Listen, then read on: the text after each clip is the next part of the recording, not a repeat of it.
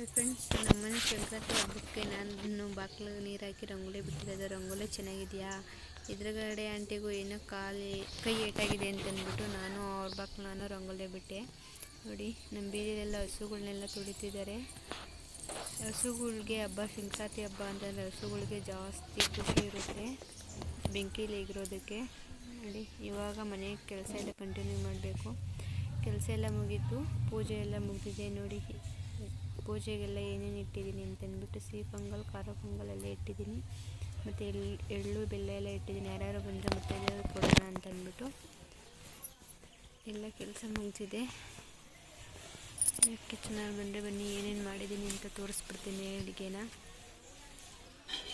ನೋಡಿ, ಇದು ಖಾರ ಪೊಂಗಲ್ ತುಂಬ ಚೆನ್ನಾಗೇ ಇತ್ತು. ಖಾರ ಪೊಂಗಲ್ ಒಟ್ಟಿನಲ್ಲಿ ಇವತ್ತು ಊಟ ಚೆನ್ನಾಗೇ ಆಗಿತ್ತು. ಮತ್ತು ಇದು ಸಿಹಿ ಪೊಂಗಲ್, ಮತ್ತು ಇದು ಖಾರ ಪೊಂಗಲ್ ಚಟ್ನಿ, ಇದು ಅನ್ನ, ಬೇಳೆ ಸಾಂಬಾರು ಆಗಿದೆ ಇದಕ್ಕೆ. ಇದು ಗೆಣಸು, ಮತ್ತು ಇದು ಕಡಲೆಕಾಯಿ, ಅವರೆಕಾಯಿ ನಮ್ಮ ಕಡೆ ಕಡಲೆಕಾಯಿ ಜೊತೆ ಬೇಯಿಸೋ ಸಂಪ್ರದಾಯ ಇದೆ. ಇದು ಬೇಳೆ ಸಾಂಬಾರು. ಈ ಕಿಚನಲ್ಲೆಲ್ಲ ಕೆಲಸ ಮುಗಿದಿದೆ, ಏನು ಕೆಲಸನೇ ಇರಲಿಲ್ಲ. ನಾನು ಈ ಥರ ರೆಡಿಯಾಗಿದೆ, ಸ್ಯಾರಿ ಇದು ಹಾಕ್ಕೊಂಡಿದ್ದೆ ನಾನು. ಆಮೇಲೆ ಸಂಜೆ ಆದಮೇಲೆ